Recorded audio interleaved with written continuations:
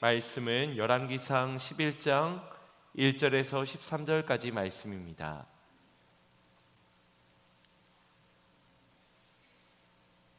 열왕기상 11장 1절에서 13절까지 말씀,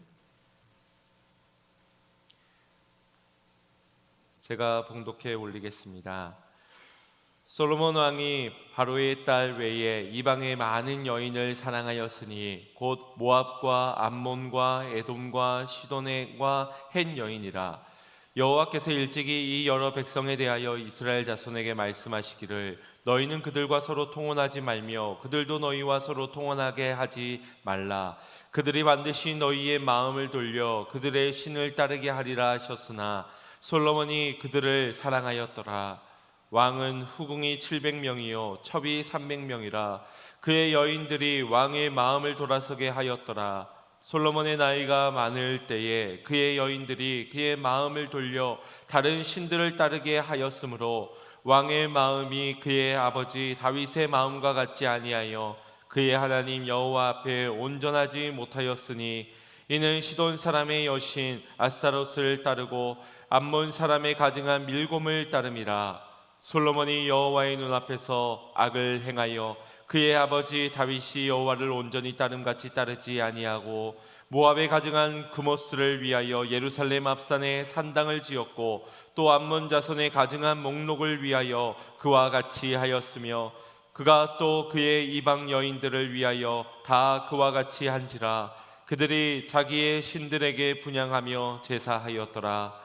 솔로몬이 마음을 돌려 이스라엘의 하나님 여호와를 떠나므로 여호와께서 그에게 진노하시니라. 여호와께서 일찍이 2번이나 그에게 나타나시고 이 일에 대하여 명령하사 다른 신을 따르지 말라 하셨으나 그가 여호와의 명령을 지키지 아니하였으므로 여호와께서 솔로몬에게 말씀하시되 내게 이러한 일이 있었고 또 내가 내 언약과 내가 내게 명한 법도를 지키지 아니하였으니 내가 반드시 이 나라를 내게서 빼앗아 내 신하에게 주리라. 그러나 내 아버지 다윗을 위하여 내 세대에는 이 일을 행하지 아니하고 내 아들의 손에서 빼앗으려니와 오직 내가 이 나라를 다 빼앗지 아니하고 내 종 다윗과 내가 택한 예루살렘을 위하여 한 지파를 내 아들에게 주리라 하셨더라. 아멘. 할렐루야. 오늘도 살아 역사하시는 우리 하나님께서 우리의 예배 가운데 함께 하실 줄로 믿습니다. 그분의 임재 가운데 그분을 느끼고 그분이 채우시는 풍성함의 은혜를 경험하는 우리 모두가 되기를 주님의 이름으로 축복합니다. 적극적인 사고 방식이라는 전 세계에서 2천만 부 이상이 팔린 베스트셀러의 작가이자 만인의 성직자로 불려진 미국의 노만 빈센트 필 목사님의 목회 초기에 처음 시작할 때에 일어난 일입니다. 이분이 후두염이 심하게 걸려서 말을 할 수 없을 정도까지 이 후두염을 심하게 앓았는데, 그래서 병원을 찾아갔더니 의사 선생님이 덜컥 목사님은 걱정이 많으시군요 라고 말을 하는 겁니다. 그래서 목사님은 예, 걱정이 많습니다 라고 하였습니다. 도대체 무슨 걱정이 그리 많으십니까? 라고 묻자 설교 걱정 아니겠습니까? 주일 설교, 주중 설교, 이 설교, 저 설교, 많은 설교를 어떻게 감당해야 할지 자나깨나 걱정입니다 라고 사실대로 털어놓았습니다. 그러자 의사가 말하기를 목사님, 설교 준비하는 일에 집중하지 마시고 하나님께 집중하시기 바랍니다 라고 하였답니다. 그때 이 노만 빈센트 필 목사님은 정신이 번쩍 들게 되었다고 합니다. 내가 하나님의 말씀을 전하면서 하나님께 집중하기보다는 설교를 들을 사람들에게, 그 사람들의 평가에 집중하고 또 내게 맡겨진 많은 일들에 집중했구나. 그때부터 목사님은 하나님께 더 집중하기 위해, 하나님만 바라보기 위해 하나님께 모든 것을 맡기며 기도하며 나아가셨다고 합니다. 우리의 삶에는 참 많은 문제들이 있지요. 그 문제 하나하나가 어디 만만한 문제가 하나 없습니다. 이 문제들을 어떻게 해결해야 하나, 어떻게 풀어가야 하는 것이 맞는가 고민하게 될 것입니다. 그렇게 저마다 문제는 다르겠지만 답은 동일합니다. 꼭 설교만이 아니라 우리의 인생의 모든 문제는 곧 하나님을 바라보는 믿음과 또 하나님이 주시는 지혜로 말미암아 풀어가야 하기 때문입니다. 인생의 문제도 그러하고 여러 가지 삶의 고난도 그러하지만 그것에서는 집중과 선택의 문제가 따르게 됩니다. 우리는 그 속에서 하나님께 더욱더 집중하고 그분이 주시는 지혜를 구하며 믿음의 선택을 해나갈 때 비로소 우리의 인생의 문제가 잘 풀려지게 될 것입니다. 에이, 되겠어? 라고 하지 마시고 해보시기 바랍니다. 지혜가 없는 것은 우리의 연약함이지만 그 연약함을 알면서도 지혜를 구하지 않는 것은 우리의 교만함입니다. 그 교만은 패망의 선봉이요 거만한 마음은 넘어짐의 앞잡이라고 말씀하지 않았습니까? 그러니 지혜 없음을 인정하고 겸손히 하나님께 지혜를 구하시길 바랍니다. 이럴 땐 어떻게 해야 할까요? 유튜브에게나 네이버에게 묻지 마시고 주님께, 진리의 영이신 성령님께 구하시기 바랍니다. 우리 하나님은 지혜가 없이 구하는 자들을 꾸짖지 아니하시고 후히 주시는 지혜의 하나님이시기 때문입니다. 그런데 이렇게 보면 지혜를 주셨는데 분명히 지혜를 받기는 했는데 정작 그 지혜를 바르게 사용하지 않는 그런 경우들을 보게 됩니다. 여러분, 우리에게 지혜가 왜 필요합니까? 무엇을 위해서 지혜가 필요합니까? 지혜는 있지만 정작 말씀에는 순종하지 않는다면 지혜의 주인이신 하나님과는 아무런 상관이 없이 그저 나의 성공만을 위하여서 우리가 그 지혜를 찾고 그 지혜로 살아간다면 그건 아무짝에 쓸모없는 지혜라고 할 수 있을 겁니다. 지혜는 우리의 인생의 최종 목표가 아닙니다. 그렇기에 지혜를 주셨다면, 지혜를 얻게 되었다면 그 지혜를 통해 무엇보다도 하나님이 기뻐하시는 선택을 해야 하지 않겠습니까? 하나님이 영광 받으시는 그 일에 우리의 지혜를 발휘해야 하지 않겠냐는 것입니다. 왜냐하면 지혜를 선물로 주신 하나님의 뜻이 그러하기 때문입니다. 결국 우리에게 중요한 것은 지혜를 얻는 일보다 그 지혜를 통해서 어떻게 살아가느냐, 곧 지혜롭게 사는 것이 우리에게 더 중요한 일일 것입니다. 오늘 본문에서는 지혜의 왕인 솔로몬의 인생의 마지막 결말 부분을 소개하고 있습니다. 안타깝게도 그는 지혜가 있음에도 불구하고 지혜롭게 살아가지 못한 모습을 그 인생 말미에 보여주게 됩니다. 바꾸어 말하면 하나님의 말씀을 주셨고 그 말씀을 깨닫는 지혜도 주셨지만 정작 그 말씀대로는 살아내지 못하였다, 순종하지 못하였다라는 것입니다. 이스라엘의 세 번째 왕이자 통일 이스라엘의 마지막 왕이었던 솔로몬은 다른 어떤 왕들보다도 위대한 많은 업적들을 세운 인물입니다. 하나님을 위한 성전도 세웠고 또 그 왕권을 강화하기 위한 왕전도 크게 세웠고 여러 나라들과 활발한 교류로 태평성대를 이루며 그 어느 시대보다도 이스라엘을 부강한 나라로 세워갔습니다. 이 모든 일들은 하나님이 그에게 주신 지혜로 말미암아 되어진 일이라는 것을 누구도 부인할 수 없을 것입니다. 하나님을 사랑하는 마음에서 드려졌던 그의 일천번제를 하나님이 기쁘게 받으시고 그리고 솔로몬에게 나타나셨을 때에 솔로몬은 하나님께 하나님의 거룩한 백성들을 잘 다스리기를 원하기에 지혜를 주옵소서라고 구하게 됩니다. 그 마음이 어여쁘게 여겨져 하나님께서는 지혜뿐만 아니라 명철과 또 부귀와 영화까지도 명예까지도 모든 것을 선물로 주셨습니다. 하지만 한순간 솔로몬 마음에 생겨난 작은 균열, 그 균열의 틈을 통하여서 훗날 걷잡을 수 없이 커지게 되게 결국 그의 인생을 무너뜨리게 되는 빌미가 되고 맙니다. 과정이 없는 결과가 어디 있겠습니까? 항상 과정에 문제가 있었기 때문에 결과도 문제투성이인 결과를 마주하게 되는 것이지요. 그렇다면 솔로몬은 어디서부터 그 작은 균열이 시작된 것일까? 어디서 문제가 되었기에 이와 같은 인생의 결과를 맞이하는 것일까를 우리가 살펴보아야 할 것 같습니다. 먼저 본문 1절 말씀 합독해 보겠습니다. 시작. 솔로몬 왕이 바로의 딸 외에 이방의 많은 여인을 사랑하였으니 곧 모압과 암몬과 에돔과 시돈과 헨 여인이라. 아멘. 열왕기서의 기자는 이 솔로몬의 인생 말미에 그가 바로의 땅을 비롯하여 많은 이방의 여인들을 사랑하였다라고 증언하고 있습니다. 애굽 여자, 모압 여자, 암몬 여자, 에돔 여자, 시돈 여자, 헨 여자까지 그렇게 솔로몬은 700명의 후궁과 300명의 첩을 아내로 두게 됩니다.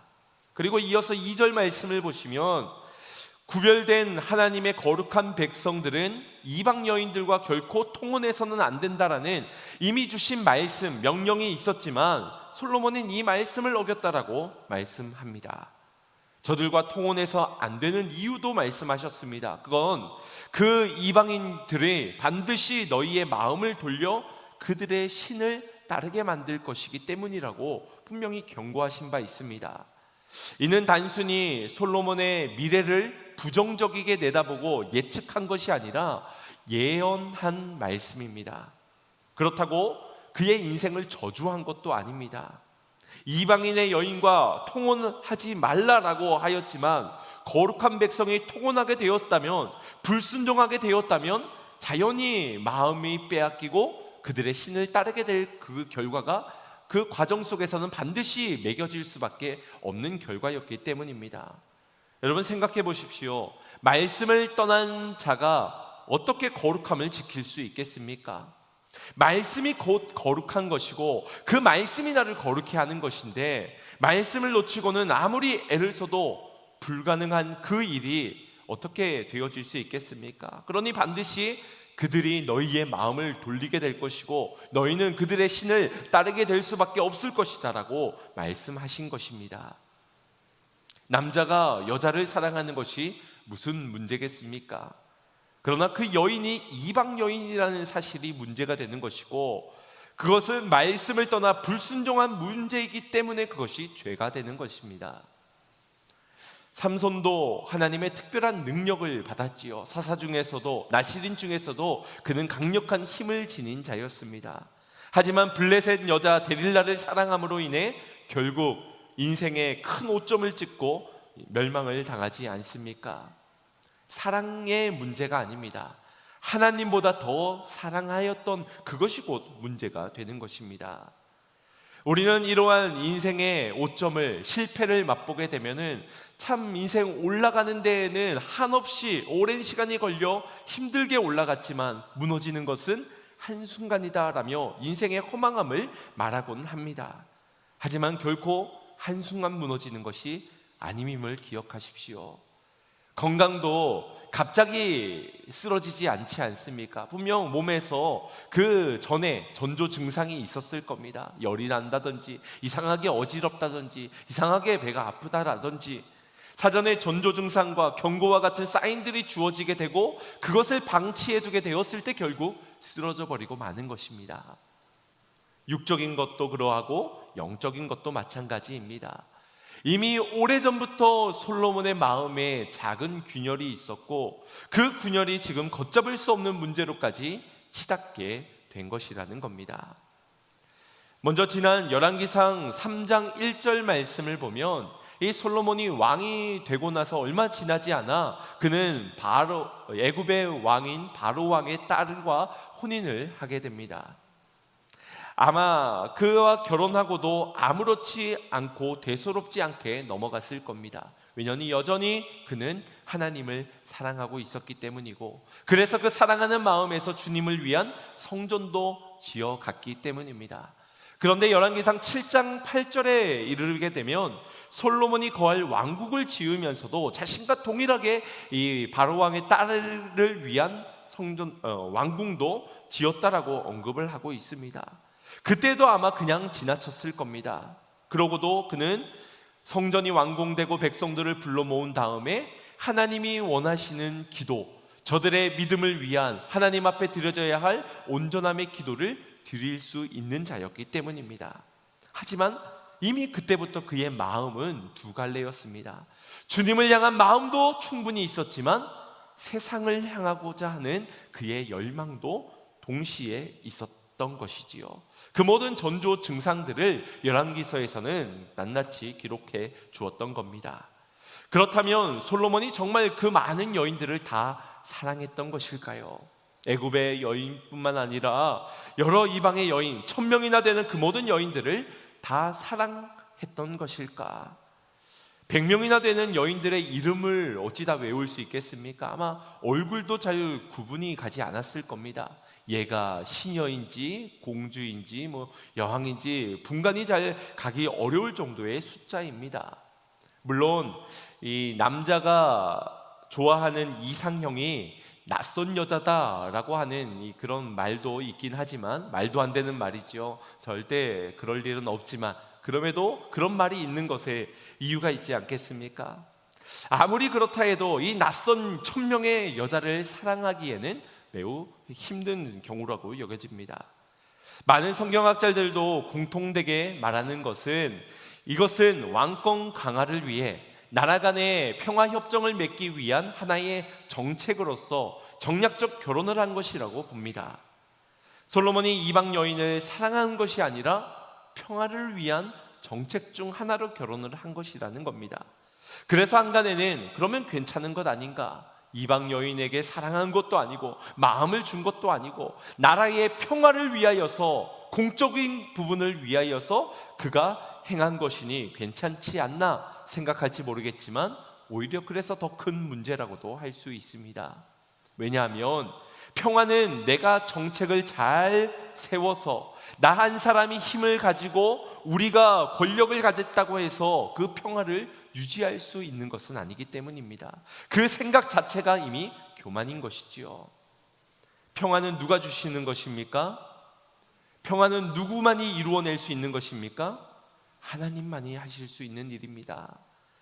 솔로몬의 이름을 하나님께서 다윗에게 먼저 주시면서 너에게 아들 하나가 낳게 될 것인데 그 아들은 평강의 사람이다 라고 하면서 솔로몬의 이름을 주었습니다. 그래서 이 솔로몬의 이름의 원뜻은 평화, 평안, 그래서 샬로몬을 솔로몬이라고 이야기를 하는 겁니다. 그래서 우리가 솔로몬을 평화의 왕이라고도 부르는 것이지요. 그리고 또 이 솔로몬의 또 다른 이름이 주님께서 그 아이를 사랑하셨다라는 이름의 뜻에 여드디아라는 이름으로 불려졌습니다. 그러니 이미 솔로몬은 태어날 때부터 하나님의 약속을 받고 태어난 인물입니다. 그는 평강의 사람이라, 내가 그로 평화롭게 할 것이다. 이 아이는 내게 사랑을 받을 자이니라. 그것이 솔로몬으로 하여금 오해를 사게 만든 것 같습니다. 하나님은 이미 솔로몬에게 모든 것을 주셨는데 마치 내가 이 지혜를 통하여서 그것을 얻어내야 되겠다, 그것을 얻어낼 수 있어야 되겠다라고 생각을 한 것입니다. 그래서 내가 주신 지혜로 내가 평화를 이루어 가야 되겠다, 그를 위해선 정략적 결혼도 해야 되겠지, 내가 사랑을 받을 수 있는 일은 아마 이런 일들일 거야. 솔로몬으로 하여금 정략 결혼과 수많은 재물을 쌓아두게 만든 것, 말과 병거를 무수히 모으게 되었던 이유도 바로 그 때문일 것으로 여겨집니다. 그리고 이러한 문제의 시작이 바로 마음에서부터 시작되었다는 것을 오늘 본문은 설명해 주고 있습니다. 우리 3절 말씀 합독하겠습니다. 왕은 후궁이 700명이요 첩이 300명이라 그의 여인들이 왕의 마음을 돌아서게 하였더라. 아멘. 결국 이방의 여인들은 솔로몬의 마음을 돌려놓고 맙니다. 예언했던 대로 그대로 이루어지고 만 것이지요. 문제의 시작이 바로 솔로몬의 마음에서부터 되었다라는 것을 우리는 알 수 있습니다. 보십시오. 솔로몬의 마음은 영원하지 못하였습니다. 처음 주님을 뜨겁게 사랑함으로 예배했던 그의 마음, 그리고 그런 그의 마음을 보시고 기쁘게 여겨 그를 축복하셨던 하나님이셨지만 그 마음 하나가 지금 변해져 버리고 만 것입니다. 이것이 안타까운 것은 지난 시간 성전을 만들고 나서 백성들을 모아서 드렸던 솔로몬의 기도 중에 백성들의 마음을 위한 중보 기도가 이미 있었기 때문입니다. 열왕기상 8장 58절 말씀 보겠습니다. 시작. 우리의 마음을 주께로 향하여 그의 모든 길을 행하게 하시오며 우리 조상들이 명령하신 계명과 벌도와 율례를 지키게 하시기를 원하오며. 아멘.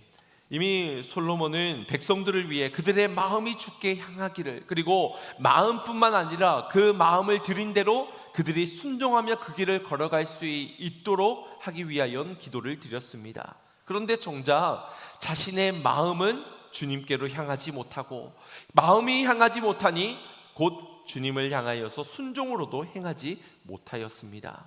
이것이 무엇을 말하는 것이겠습니까? 어떻게 이렇게 어리석을 수 있습니까? 남을 위해서는 이게 옳다, 이게 신앙의 성공의 길이다, 마땅히 가야 할 순종이다, 그것을 알고 기도했던 솔로몬이지만 정작 자신에게 적용하지 못했던 이유, 어쩌면 그것이 방심 아니겠습니까? 지혜를 얻은 자가 가장 쉽게 넘어질 수 있는 방심 말입니다. 1912년 첫 출항에서 침몰하게 되었던 타이타닉호의 이야기를 여러분 다들 아실 겁니다. 당시 이 거대한 배의 안전을 위하여선 16개의 격벽을 층층이 나누어 설계를 하였습니다. 그래서 이론상 2중 4구역에 물이 차더라도 절대 이 배가 침몰하지 않을 수 있도록 그런 구조를 만들었던 것입니다. 대단한 지혜를 발휘한 것이지요. 그런데 웬일입니까? 빙산에 배가 부딪혀 기울어지며 절대 일어나지 않을 것 같았던 그 일이 일어나고 마는 것입니다. 배가 가라앉고 만 것이지요. 지혜가 잘못된 믿음을 만나고 그 믿음으로 잘못된 방향을 잡고 살아가니 방심을 하고 만 것입니다. 한 가지 더 안타까운 사실은 사고 당시에 20km 떨어진 곳에는 대형 화물선 캘리포니안호가 정착해 있었고, 이 배에서 무전만 제대로 받아 주었다면 대부분의 승객은 구조될 수 있었다라는 사실입니다. 하지만 이 캘리포니아호에 규정을 지키지 않았고 한 명의 통신사에게 24시간 동안 업무를 보게 만들었습니다. 그래서 며칠 밤을 지새웠던 이 승무원 통신사가 잠이 든 그 사이에 구조 요청이 오게 되었고, 결국 구조 요청을 받지를 못한 것입니다. 결국 90km나 떨어진 카르파티아호에 구조 요청이 전해지게 되었고, 이 여객선인데다가 동력이 충분하지가 못한 상태여서 승객들의 30% 정도밖에는 구조되지를 못한 것입니다. 그렇게 1500명 이상의 사상자가 발생하고 만 것이지요. 여러분 보십시오. 사상 최악의 침몰 사고가 일어나게 된 계기가 무엇입니까? 지혜라고 여기고 방심했기 때문입니다. 우리에게는 절대로 그 일이 일어나지 않을 것이라고 생각했기 때문입니다. 또 푼돈을 아껴서 사람 한 명 덜 썼기 때문에 발생하게 된 그런 사고라고도 볼 수 있는 겁니다. 이처럼 방심이 얼마나 무서운 것인지를 우리는 간과해서는 안 될 것입니다. 그런데 지혜롭다 여기는 사람들, 지혜를 발견하고 지혜를 얻었다는 사람일수록 더욱 이런 사실을 간과하게 됩니다. 어쩌면 지혜가 있던 솔로몬은 자신이 있었을 겁니다. 자신감이 충만했을 겁니다. 내가 재판도 잘 해결하고 만나는 사람들마다 다 사람의 마음을 얻어낼 수 있는 그 부강한 나라로 발전해가는 이 이스라엘을 보면서 아마 자신이 있었겠지요. 내가 애굽의 바로 왕의 딸과 혼인을 하더라도 나는 절대 우상 숭배는 하지 않을 수 있다. 내가 이렇게 성전을 주님을 위해 짓듯이 그 성전 앞에서 뜨겁게 기도를 드리듯이 나는 절대 우상 숭배는 하지 않을 수 있어. 이처럼 보통 지혜가 있는 사람들이 자만심이 있습니다. 뿐만 아니라 그들이 추구하는 목표가 있습니다. 그건 바로 2마리의 토끼를 잡는 일입니다. 2마리의 토끼를 잡기 위해서 지혜가 필요하다라고도 생각을 합니다. 결코 그런 사람들은 한 마리로 만족하는 경우가 없습니다. 한 마리는 주님을 위해, 다른 한 마리는 나를 위해, 한 마리는 영원한 저 천국의 상급과 칭찬을 위해, 그러나 다른 한 마리는 유한하지만 그래도 이 땅에서 살아나가야 할 나의 삶을 위해서 2마리를 다 잡아야 되겠다는 생각을 하는 겁니다. 그러니 솔직하게 지혜가 왜 필요하냐 따져본다면 저 천국보다 이 땅에서 나를 위한 그 다른 한 마리를 잡기 위해서가 되는 것입니다. 왜냐하면 이미 천국은 약속이 되어져 있고, 그러나 이 땅 가운데 수많은 문제가 있으니 지혜가 이 땅 가운데서 나를 번성케 할 것이다, 성공케 할 것이다. 여러분, 일석이조가, 일석삼조가 하나님께 영광이 된다고 생각하십니까? 하나를 얻고 하나를 얻는 것보다는 일석이조가 되면 주님 기뻐하시고, 일석삼조가 되어서 하나님의 자녀가 이렇게 성공하면 하나님 분명히 영광을 받으실 거야. 그렇게 영광을 올려드리는 일에 죄만 아니면 되지 않겠어? 라는 생각이 있으십니까? 우상 숭배만 하지 않으면 되는 거 아닐까? 저들과 평화롭게 지내면서 마음만 저들에게 주지 않으면 되는 것 아닐까? 저들이 원하는 신전을 지어주면서 그래도 나는 저 신전에 가서 예배드리지 않으면 충분한 것 아닐까? 이 작은 방심이 얼마나 무서운 결과를 만드는지를 우리는 솔로몬을 통해서 볼 수 있어야 하겠습니다. 주일은 지키지 못하지만 그래도 믿으면 되는 것 아닌가? 거짓말을 해서라도 돈을 많이 벌어서 헌금을 많이 하면 될 것 아니겠는가? 내가 저 사람은 죽어도 용서를 못해도 다른 사람을 더 많이 사랑하면 그래도 퉁쳐질 수 있는 것 아닐까?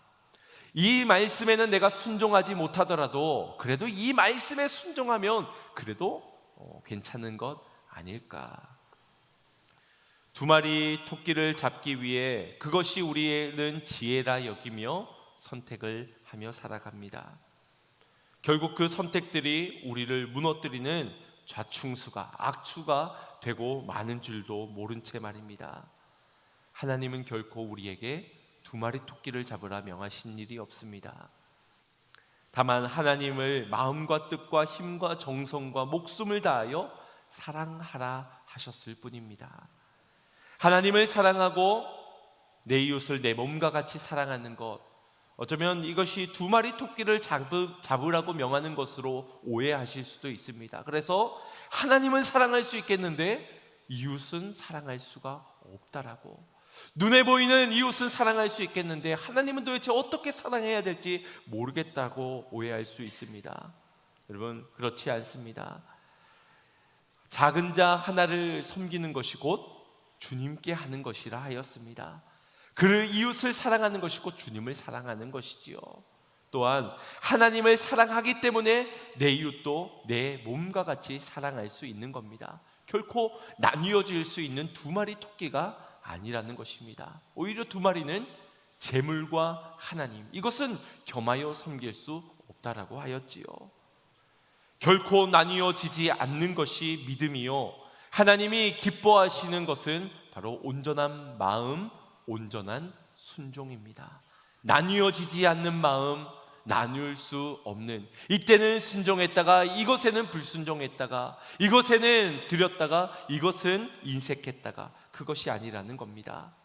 그래서 보면 4절 5절 말씀을 보면 아버지 다윗과 솔로몬의 마음을 비교를 하고 있습니다. 다윗은 그 마음이 하나님 앞에 온전하였지만 솔로몬은 그렇지 못하였다. 우리 4절 5절 말씀 합독해 보겠습니다. 솔로몬의 나이가 많을 때에 그의 여인들이 그의 마음을 돌려 다른 신들을 따르게 하였으므로 왕의 마음이 그의 아버지 다윗의 마음과 같지 아니하여 그의 하나님 여호와 앞에 온전하지 못하였으니, 이는 시돈 사람의 여신 아스타롯을 따르고 암몬 사람의 가증함 밀곰을 따르니라. 아멘. 4절에서 솔로몬의 나이가 많아졌을 때에 비로소 여인들이 그의 마음을 돌리게 되었다. 그러니 그의 젊은 시절에는 주님을 위해서는 그의 마음을 돌릴 수는 없었을 것입니다. 하지만 나이가 들어가면서 점점점 마음이 약해져 가면서 결국 여인들로 인해 마음이 돌려지게 되고 그들이 섬기는 우상의 신들을 따르게 되었다. 그리고 그 마음은 다윗과 같지 않았다라고 말씀합니다. 솔로몬의 노년은 사랑하지 말아야 할 것을 사랑하였고 따르지 말아야 할 그 길을 따라가는 자가 되고 말았습니다. 오늘은 하나님을 섬기지만 내일은 아스타롯을 섬겨야 되겠다. 오늘은 하나님을 예배하지만 내일은 성공을 위하여 밀곰도 예배를 드려야 되겠다. 이것이 솔로몬의 마음이었습니다. 여러분, 이 신이 우리 하나님을 믿는 것처럼 그렇게 고상하지가 않습니다. 이들은 자신의 아들까지를 죽여서 그 생명을 바쳐서 그 신을 즐겁게 해드리고 여러 가지의 음란한 행위들을 하면서 자극을 주면서 기쁘시게 흥을 돋구어야지만 축복을 얻을 수 있다라고 온갖 부정한 일들을 저질렀던 것들이 우상의 신들이었습니다. 그런데 그 모든 일들이 지금 자신의 눈앞에서 이 거룩한 땅 예루살렘에서 거행되어지고 있는데도 그것을 방관하고 방치해두고 그저 허용했던 것이 솔로몬의 노년인 겁니다. 그러나 다윗 왕은 어떠하였습니까? 이 열왕기상 1장 1절에 처음 시작할 때 이미 다윗도 나이가 많아 그의 몸이 쇠약해졌다라고 말씀하고 있지요. 그런데 4절 말씀을 보면 그가 비록 나이는 많이 들어 몸은 쇠약해졌지만 아리따운 처녀인 수넴 여자 아비삭을 그 종들이 수종을 들라라고 들여보냈지만 다윗 왕은 잠자리를 갖지 아니하였다라고 말씀하고 있습니다. 몸은 분명 솔로몬과 같이 나약해지고 쇠약해졌지만 그의 마음만큼은 강건하였고 건강했다라는 것을 말씀해 주고 있는 겁니다. 왜 솔로몬의 마음은 이토록 무너져 갔던 것일까요? 솔로몬에게 기회가 없었던 것은 아닙니다. 하나님은 솔로몬에게 2번이나 찾아가 주셨다라고 말씀하고 있지요. 그 찾아가셔서 다시 한 번 더 명령하시고 다시 한 번 더 경고하시면서 그의 마음을 돌이키고자 하셨습니다. 열왕기상 9장 6절 7절 말씀 합독해 봅니다. 만일 너희나 너희의 자손이 아주 돌아서서 나의 따르지 아니하면 내가 너희 앞에 둔 나의 계명과 법도를 지키지 아니하고 가서 다른 신을 섬겨 그들을 경배하면 내가 이스라엘을 내가 그들에게 준 땅에서 끊어버릴 것이요 내 이름을 위하여 내가 거룩하게 구별한 이 성전이라 내 앞에서 던져버리리니 이스라엘은 모든 민족 가운데서 속담거리와 이야기거리가 될 것이며. 아멘. 하나님 무섭도록 경고를 해 주셨습니다. 이것이 그에게는 기회였습니다. 하지만 그의 마음은 병들다 못해 굳은 마음이 되었습니다. 말씀이 심겨질 수 없는 돌짝밭과 같이 길가에 떨어진 그릇밭과 같이 말씀 앞에 전혀 반응하지 못하고 있습니다. 자신을 돌아보지도 점검하지도 회개하며 돌이키지도 못하고 있는 것이지요. 이 모든 과정들을 보십시오. 애굽의 바로왕의 딸, 그 딸과 혼인하면서 그 마음에 작은 틈이 발생하게 되었고 그는 이스라엘을 통치해가는 40년 역사 가운데서 계속해서 그 유지했던 정책을 계속해서 이어가게 됩니다. 그렇게 아내를 천명에 둘기까지 수많은 병거와 말을 두며 은과 금을 쌓아도 가면서까지 그의 마음은 계속해서 병들어갔고 하나님이 경고하시고 찾아와 말씀을 주셨지만 더 이상 반응할 수 없을 정도로 마음이 굳어지게 되었습니다. 이처럼 방심하면 병들게 되고 병든 것을 방치해 두면 굳어버리게 됩니다. 아무리 은혜가 찾아와도 더 이상 돌이키지 못할 지경이 되는 겁니다. 그래서 오늘 본문 6절과 8절 9절 말씀을 보십시오. 이제까지는 이방의 여인들이 주체가 되어 어떻게든 솔로몬의 마음을 빼앗고 어떻게든 이스라엘을 넘어뜨리려고 미혹하였습니다. 그런데 이 6절부터는 이제 주체가 이방의 여인들이 아니라 솔로몬 자신이 되게 됩니다. 죄를 짓는 지체가 주체가 바로 솔로몬이 되게 된 것이지요. 6절에 솔로몬이 여호와의 눈앞에서 악을 행하여 8절에 그가 또 그의 이방 여인들을 위하여 다 그와 같이 한지라. 9절에 솔로몬이 마음을 돌려 이스라엘의 하나님 여호와를 떠나므로 이젠 변명의 여지가 없습니다. 누구 때문에 누구 문제로 나는 안 그러려고 했는데 더 이상은 핑계댈 여지가 없이 그가 악을 행하고 그가 하나님을 떠나 죄악을 범하게 된 것입니다. 여러분, 우리 주님께서 우리에게 원하시는 것이 무엇입니까? 완전함입니까? 완벽함일까요? 그렇지 않습니다. 온전함입니다. 실수할 수 있고 넘어질 수 있고 그런 연약한 우리를 알기 때문에 꾸짖지 않고 또한 지혜를 주시는 분이십니다. 그래서 그 주님은 말씀하여 줄 때에 돌아오는 그 온전함을 원하고 계십니다. 그리고 그 마음이 바로 다윗의 마음이었습니다. 사무엘상 24장 4절부터 6절까지의 말씀을 보면 이 다윗이 사울 왕을 피하여서 이굴 저굴로 피해 다니고 있을 때에 마침 다윗의 사람들이 굴에 들어가 있는 그 굴에 사울 왕이 찾아 들어오게 됩니다. 용변이 급하여서 모든 갑옷들을 다 무기들을 내려놓고 홀로 이 굴 안에 들어오게 되는데 마침 거기에 다윗의 사람들이 있었던 겁니다. 다윗의 사람들은 다윗에게 말합니다. 이것은 하나님께서 당신의 원수를 당신의 손에 넘겨준 것이니 이제 당신이 옳다 생각하는 그 일대로 행하십시오. 그렇게 말을 하였습니다. 하지만 다윗은 사울의 옷 겉자락만 가만히 뵐 뿐이었습니다.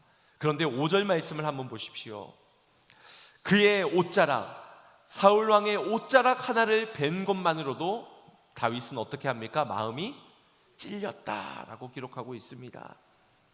여호와의 기름 부음을 받은 내 주를 내가 치는 것을 여호와께서 금하였는데 내가 그 옷자락만 자른 것만으로도 나는 마음이 찔린다라고 고백을 하는 것입니다. 여러분, 옷은 자를 수 있습니다. 그러나 마음이 찔려 돌이키는 것이 온전함 아니겠습니까?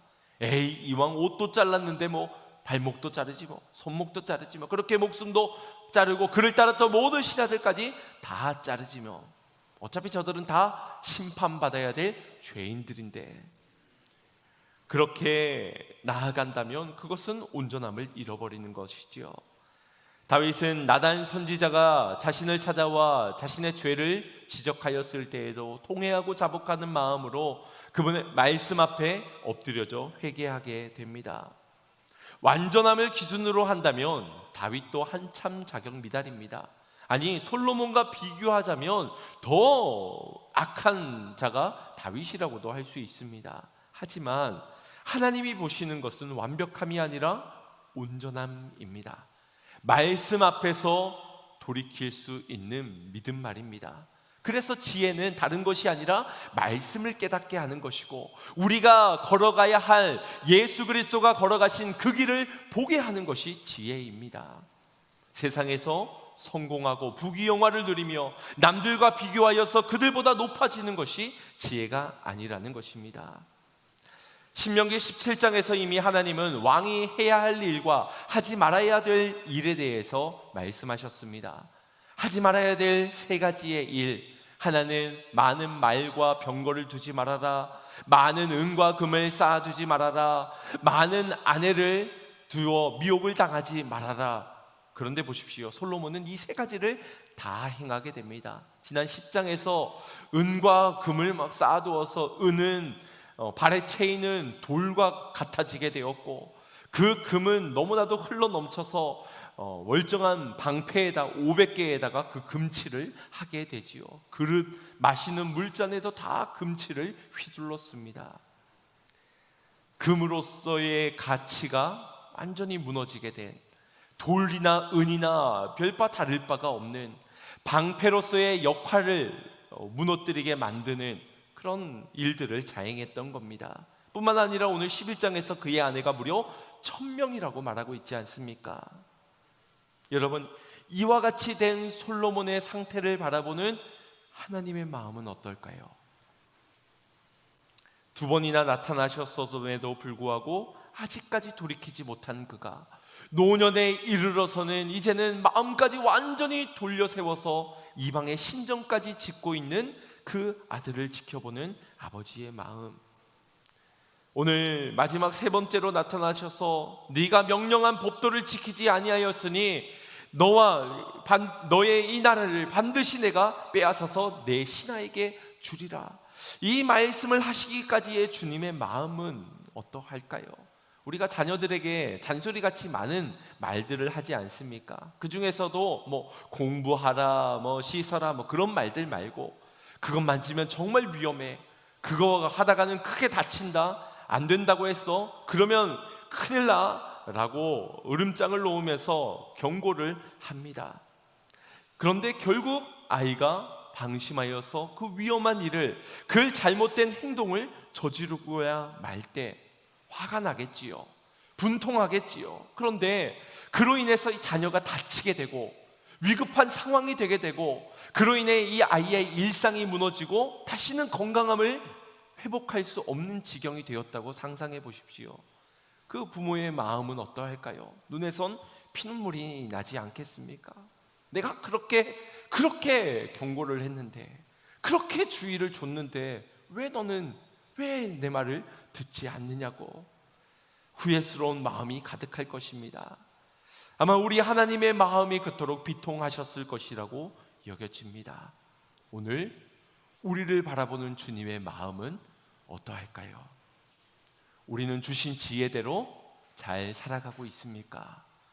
주님이 허락하신 그대로, 말씀을 깨닫게 하신 그대로 정말 순종하며 그분만을 예배하며 그분만을 사랑하며 살아가고 있습니까?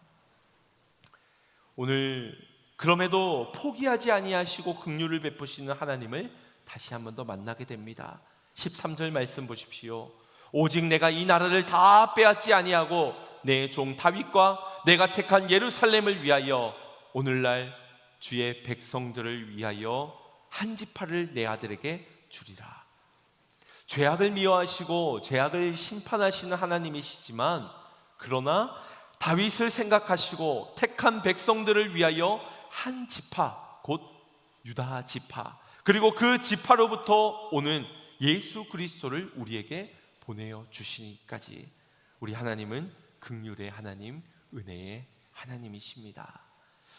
우리가 그 하나님을 믿어야 할진데, 그래서 방심해도 되는 것은 아닙니다. 그래서 나를 그냥 방치해 두어서 되는 것도 아닙니다.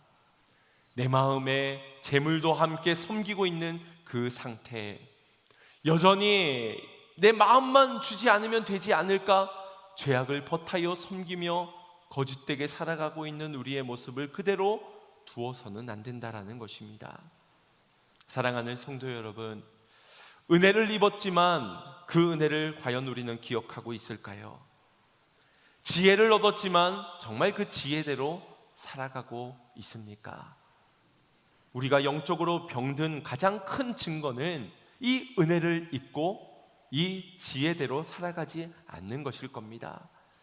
현재 내리는 만나가 축복이지 않습니까? 오늘에게 주신 이 말씀이 내게는 축복이지 않습니까? 그런데 우리는 더 좋은 말씀, 더 축복된 말씀이 임하기를 원합니다. 왜냐하면 이것은 더 이상 우리에겐 축복으로 느껴지지 않기 때문입니다. 현재에 만족하지 못할 때 찾아오는 것이 무엇일까요? 바로 탐욕입니다. 내가 가져야 될 그 이상의 것을 품게 되는 탐욕. 광야에서 만나보다 더 큰 축복은 없습니다. 아무것도 없는 그 광야 가운데서 다름 아닌 하늘로부터 내려오는 그 만나, 일용할 양식, 그것은 광야에서 볼 수 있는 가장 큰 축복입니다. 그런데 그 축복을 맛보았던 이스라엘 백성들은 처음은 꿀 섞인 과자와 같아 감탄을 금치 못했습니다. 그런데 하루가 지나고 이틀이 지나고 계속 광야 속에서 계속 만나만 내려지는 모습에서 이대로는 안 되겠다, 이대로는 못 살겠다, 그래서 원망을 하고 불평을 늘어놓게 되지요. 어느덧 그 축복이, 그 은혜가 익숙해졌기 때문입니다. 당연시 여겨졌기 때문입니다. 그렇게 불평이 쌓이고 쌓이니 그 은혜는 지겨운 것이 되고, 이젠 내가 더 큰 축복을 찾아 나서야 되겠다라고 결단까지 하게 되는 겁니다. 어디로요? 저 애굽으로요. 내가 종노릇하였던, 내가 노예로 굶주리며 살았던 그 애굽 땅으로 가서라도 내가 더 큰 축복, 더 큰 은혜를 얻어내야 되겠다라고 말을 하는 겁니다.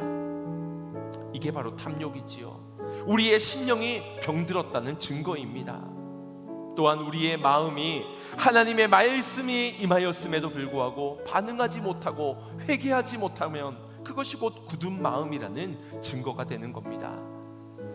하나님은 이미 우리에게 남겨둔 한 지파를 통하여서 우리의 모든 죄악을 담당하시어 십자가를 지실 예수 그리스도를 보내셨고, 그 십자가에서 우리의 인생의 모든 문제를 해결하시사 평화를 허락하여 주셨습니다. 평안이 이미 우리에게 임했습니다. 내가 뭔가를 더 얻어내야 하는 것, 더 큰 축복이 있고 더 큰 은혜가 있어서 내가 뭔가를 하지 않으면 안 되는 것이 아니라는 겁니다. 그래서 지혜는 그저 이 십자가를 바라보게 하는 것이요, 이 십자가를 깨닫는 것이요, 복음으로 살아가야 할 우리의 마땅한 그 길을 알려주는 것이 지혜인 겁니다. 사랑하는 성도 여러분, 우리가 붙들어야 할 것은 더 이상 인생의 두 마리 토끼가 아닙니다. 이 땅에서나 하늘에서나 두 가지가 다 잡아지는 그것이 아닙니다. 우리는 다만 우리에게 한없는 은혜를 베푸실 긍휼하신 하나님 한 분을 붙들어야 할 것입니다. 진리여 우리를 위해 죽으신 예수 그리스도를 붙들어야 하며, 거룩한 영이신 진리의 성령님을 붙잡아야 하는 인생인 줄로 믿습니다. 그분을 붙들 때 그분이 병든 우리의 마음을 치유하여 주실 것입니다. 굳어져 버린 우리의 마음도 회복시켜 주실 줄로 믿습니다. 그 주님께로 돌아가는 저와 여러분이 되기를 주님의 이름으로 축원드립니다. 우리 주신 말씀 생각하시면서 찬양 고백 올려드리고 결단 기도 드리겠습니다. 주의 도를 버리고 헛된 꿈을 쫓던 우리들, 거짓과 교만한 마음을 용서하여 주소서.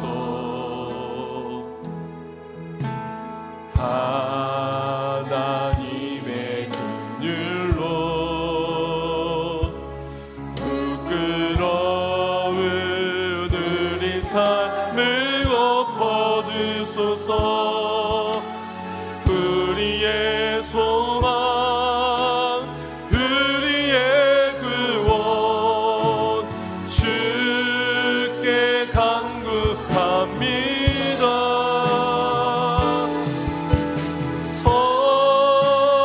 성령의 불로 나의 맘을 태워주소서. 성령의 불로 나의 영혼 새롭게 하소서. 심한 고난을 받아, 심한 고난을 받아 살 소망까지 끊어지고 죽음과 같은 고통에서 주를 보게 하셨네. 이것이 은혜입니다. 용서받을 수 없는 나를 위해 십자가에 달리셨으니, 헌장에서 어느 누구도 끊을 수는 없으리.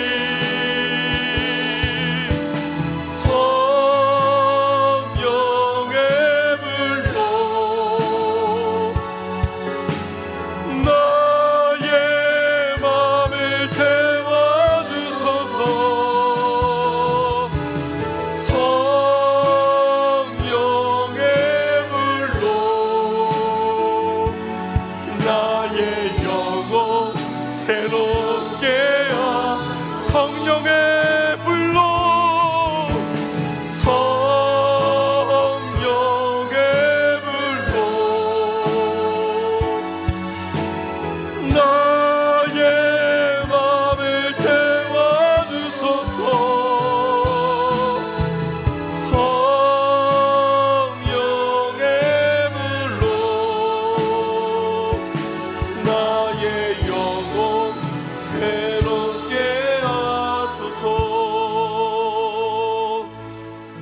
어느 것 하나 포기하고 싶지 않은 우리의 마음, 신앙적으로도 육적으로도 어느 것 하나 포기할 수 없어서 혹시 우리가 지혜를 구하고 있지는 않습니까?